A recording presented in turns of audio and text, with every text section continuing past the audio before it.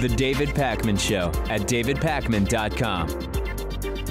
So YouTube has deleted 4 videos from Alex Jones's Infowars YouTube channel because they violate policies that ban hate speech and graphic content. This has Alex Jones very, very irritated. The videos are now posted on the Infowars website, not on YouTube, and they include host Alex Jones going off on how Muslims are taking over Europe. They also include another one of him insulting the animated series Drag Tots, which follows drag queen toddlers, not a program I was familiar with. There's another video titled French President Macron pretends crime rates and migrants are not co-related. And then another one is called How to Prevent Liberalism, and it includes an older man physically assaulting a young boy. And the channel received 3 strikes within 90 days. We've experienced issues related to these policies in the past, although not for hate speech of this kind, but for alleged copyright issues. The violation of YouTube's policy is considered a community strike.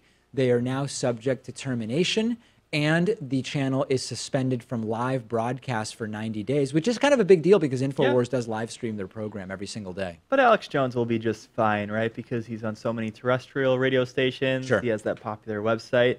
And also, this kind of plays into his narrative, right? That they're trying to suppress his free speech, right? That they don't want the real truth to get out. And, you know, I think he likes it in some sense, right? It gives him attention. He's going to be fine. They're selling enough supplements where he's still making plenty of money. He put up a post called Sharia Compliant YouTube Removes Videos Criticizing Islamic Immigration. The post also said YouTube could have simply slapped an age restriction on the videos instead leapt straight to a copyright strike, further illustrating how this is part of a wider assault to remove the Alex Jones channel. Listen, there's no particular targeting of Alex Jones's channel. In fact, remember when we were dealing with Adpocalypse and all ads were gone from our videos, even ones that didn't contain sensitive material? As that was going on, we would check the Alex Jones channel, and he had videos about what was going on in Syria, graphic videos with ads for like Dodge Ram trucks running on them. So the idea that he's being targeted, if anything, given the content he publishes, he's lucky that this took this long to happen in the first place. That was a weird period of time around April 2017. No one really knew what was going on back then. No. Anything could happen. And for some reason, our videos calling out white supremacy were demonetized, but Alex Jones with graphic videos of Syrian casualties were running ads for Dodge vehicles. So the bottom line is the algorithm doesn't catch everything, and sometimes things take a while to catch up with you, but Alex Jones has been publishing stuff like this for a very long time. And you're okay with his content getting demonetized or removed because of these policies? Like, listen, clearly if there's gore or I don't know what else, like sexual content, you got to get that off YouTube. That clearly violates the policy. But if it has to do with something that is a free speech issue, that's maybe where I get concerned, because it could become a slippery slope, and who knows, maybe we're the next to be targeted. Well, listen, I do not, there are so many examples and counterexamples in terms of what's blocked and not, what's demonetized and not. So I wouldn't make any general assessments based on what happens to a couple of Alex Jones videos. That's number one. But the second thing is, if you do a video called How to Stop Liberalism, and in the video, it's a man beating a child, that is a video of child abuse. It's a video based on its title that's advocating violence against people on the basis of their political beliefs. It's more than just an opinion that someone doesn't like, right? Like, more we than have just to concede the free that. exchange of ideas, part of the battle of ideas. We're beyond that. It is more than that. There's no question about it. Am I worried about Alex Jones's business? No, I'm not, because it's going to be fine. Not because I don't care about it, but because it's going to be absolutely fine regardless. Yeah, if anything, we would like Alex Jones's business to tank, right? Because those supplements don't work, and his message is quite harmful. It is extraordinarily harmful. You might have sometime noticed that the Australian flag and the New Zealand flag are very similar, and New Zealand's acting Prime Minister Winston Peters has accused Australia of copying the country's flag, and he wants them to get their own design. Peters told a local network, TVNZ, on Tuesday, "We had a flag that we've had for a long time, copied by Australia. They," meaning Australia, "should actually change their flag and honor the fact that we got there first with this design." He is filling in for Jacinda Ardern while she is on maternity leave. The flags are very similar. They're both based on the British ensign. I think that's how it's pronounced, right? ENSIGN. Yeah, I just go with the Union Jack. You call it the Union Jack. Okay. I call it the ensign. Dark blue background, UK Union flag in the top left corner, Southern Cross Star constellation. But it's not that Australia copied New Zealand's flag, of course. It's that both of them are based on the British flag, and that's kind of it. Yeah, I guess the British should be upset with them. Is that the bottom of this? I guess so. That's fundamentally what it is. And New Zealand's flag was adopted in 1902, 5 decades before the 1954 date when Australia recognized their current flag. There's a slight difference at the bottom of the flag, I believe. Yep.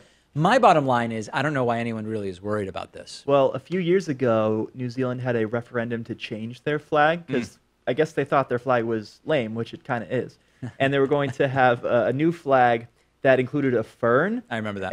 And I guess initially they just wanted to have a black flag with a white fern. Kind of looked like an ISIS flag, so they decided to change it up a little bit. They maintained some of the stars. They had a referendum. Do you want this new flag or do you want to maintain the old one? The old one won out.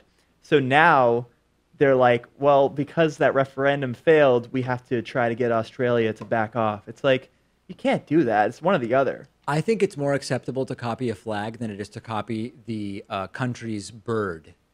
Yeah, what is that bird? I don't know. Oh, I forgot what that bird is. Are there even country birds, or is that just a state thing in the United States? I think that's just a state thing, but Yeah. don't they have that kiwi? Isn't that a bird?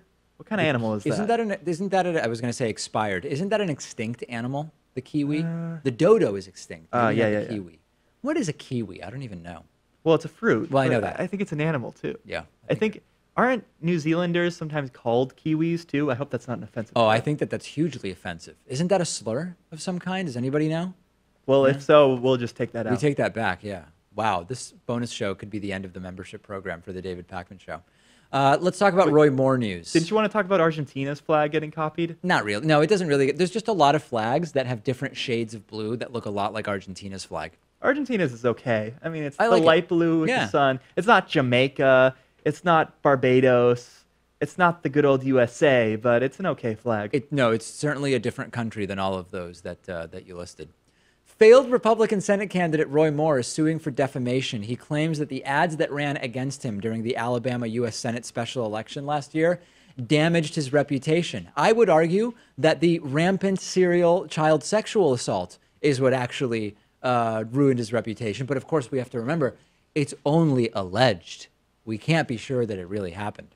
The suit jointly filed with his wife, Kayla Moore, says that a Democratic-aligned super PAC ran false, misleading TV and digital ads against him and intentionally and recklessly failed to confirm the accuracy of them.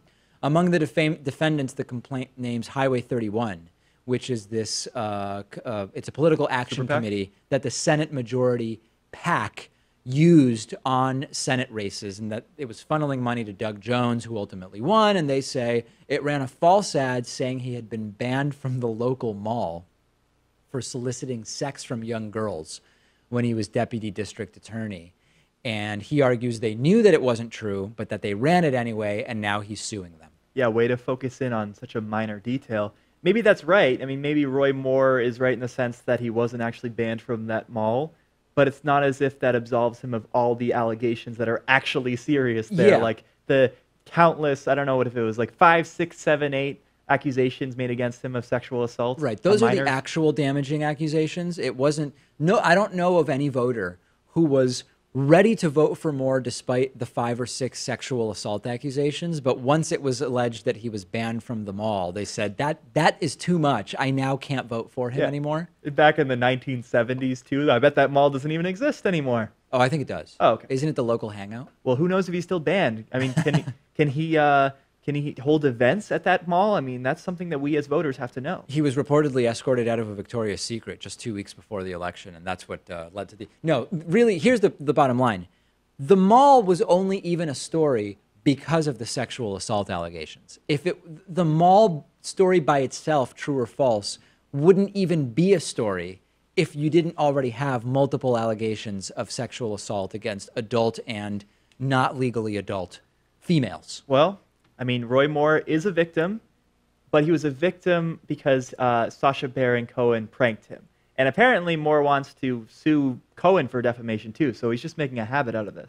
What else is he going to do? He has nothing to do but file lawsuits at this point. And quite frankly, some of these may get settled and he may actually get money out of it. It's just weird because I thought the right-wingers were these free speech absolutist types who weren't offended by jokes, who wanted to make sure that we get the free exchange of ideas that we're all craving. But they like libel laws, and if it's a false defamatory claim that impacted his election results, it would be considered legally libelous. So they can still say, we're for free speech, but you can't just say things that aren't true in order to make people lose elections. I guess that is true. Quite frankly, I don't care what ultimately happens. I think that the right thing would be for Roy Moore not to get any money. And if he does end up settling and getting money, I don't want to hear about it because I think it'll just make me disgusted. Yeah, if Roy Moore could just disappear forever, that would be great with me. I mean, I hope he doesn't run in the next senator election coming up. Yeah, American politics is far better off without Roy Moore involved in any way. And I think that's what we can be glad about. And we already actually have to kind of start thinking about Doug Jones's next campaign because this was a special election and it is possible that Jones will not do so well in a full regular Senate election. I'm not saying I hope that to be the case. I'm just saying we've got to be realistic here. Unless the Republican Party in Alabama nominates an alleged sexual assaulter against children, in which case he has a 50-50 shot. Which I would encourage them to do because it was very, very good for Doug Jones. That is it for today. New shows all next week other than, so next Wednesday, I will be traveling to Netroots Nation. It's been years since I've been to Netroots Nation, and I will be broadcasting from Netroots Nation later in the week. So Wednesday, we are going to have Benjamin Dixon filling in, right? Or is it Farron? No, it's Ben. Benjamin Dixon, It's Ben.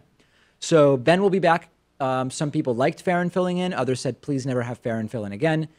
Every guest host we've had, some people like them, some people don't. There's no way to find someone everybody likes. I thought Ben Dixon was universally liked by everyone. Some people don't. Some people write in and they say, we don't like Ben. We just don't like Ben. We don't like his story choice. We don't like his delivery. People say with Farron, he sounds like he's yelling at me. I don't like that. I like your calmer approach. You're never going to please everybody, but we try to have a rotating cast, and that will be Wednesday. So Monday, Tuesday, I'm here. Then I will be doing the Thursday and Friday show, and we will have Ben filling in for me on Wednesday. The David Pakman Show at davidpakman.com.